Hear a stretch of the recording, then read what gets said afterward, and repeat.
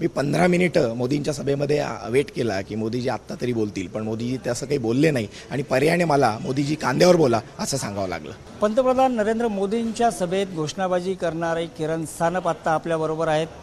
तुम्ही आज शरद पवारांची भेट घेतली, काय नेमकी चर्चा झाली? पवार साहेबांनी मला माझ्या तब्येतीची विचारपूस केली, शिवाय पोलीस स्टेशनमध्ये काही त्रास झाला का, आणि या सभेमध्ये मी जी काही घोषणा दिली ती घोषणा देताना माझ्या मनात काय विचार होता असा प्रश्न त्यांनी मला केला. काय नेमकं तुम्ही त्यांना काय सगळं कसं सांगितलं? मला असं वाटतं की हा भारत देश हा धर्मनिरपेक्ष आहे आणि या ठिकाणी आपण केवळ धर्माच्या मुद्द्यावर बोलायचं.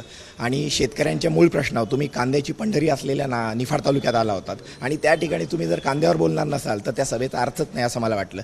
मी 15 मिनिटं मोदींच्या सभेमध्ये वेट केला की मोदीजी आत्ता तरी बोलतील, पण मोदीजी तसं काही बोलले नाही आणि पर्यायाने मला मोदीजी कांद्यावर बोला असं सांगावं लागलं. त्यानंतर तुम्हाला पोलिसांनी ताब्यात घेतलं, नेमकं काय पोलिसांनी काय विचारपूस केली, काय तुमच्यावर गुन्हा दाखल केला आहे का? पोलिसांनी मला ताब्यात घेतलं, माझे फोन वगैरे सगळे जमा केले आणि मला रात्री साधारणपणे 9:30-10च्या दरम्यान सोडण्यात आलं. पोलिसांनी माझा फॅमिली बॅकग्राऊंड काय आहे, मी असं का केलं आणि पंतप्रधानांच्या सभेमध्ये तुम्ही असं कसं बोलू शकता असा प्रश्न केला.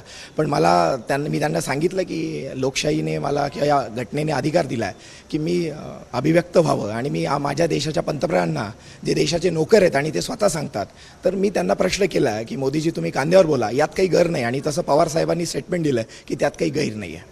तुम्ही एका पक्षाचे पदाधिकारी असताना, काम करत असताना अशा सभेत घोषणाबाजी केल्याने विरोधक कुठेतरी त्याच्याहून टीका करतायत, त्यांनी टीका केली आहे तुमच्यावर? नाही, विरोधकांना टीका करावीच लागेल, कारण सगळ्यांची पायाखालची वाळू सरकली आहे. दोन्ही मतदारसंघामध्ये महाविकास आघाडी जोरात आहे आणि यात काय झालं की विरोधकांनी असं सांगितलं आहे की मी राष्ट्रवादीचा पदाधिकारी निश्चित होतो, परंतु मी त्या ठिकाणी राष्ट्रवादी काँग्रेस पक्षाचा कोणताही उल्लेख केला नाही.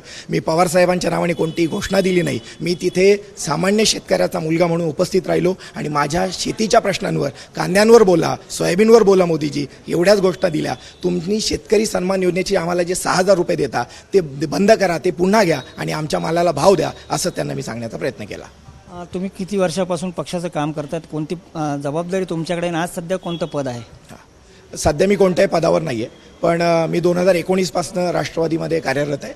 मी राष्ट्रवादीचा कला, साहित्य आणि सांस्कृतिक विभागाचा नाशिक जिल्हा प्रमुख म्हणून काम पाहिलं आहे. पण त्यानंतर कोरोना आणि मध्यंतरी पक्षफुटीनंतर हे सगळं म्हणजे एक स्पेस निर्माण झाली, तिथनं मी थांबलो आहे, पण एक कार्यकर्ता म्हणून मी काम करतो आहे. या भेटीनंतर पवार साहेबांनी आता काय सल्ला तुम्हाला दिला आहे, काय सांगितलं? पवार साहेबांनी मला आशीर्वाद दिले. खरं तर त्यांचं जे स्टेटमेंट काल आलं की तो माझ्या पक्षाचा कार्यकर्ता असेल तर मला अभिमान आहे. अक्षरशः आनंदाने भरून आला.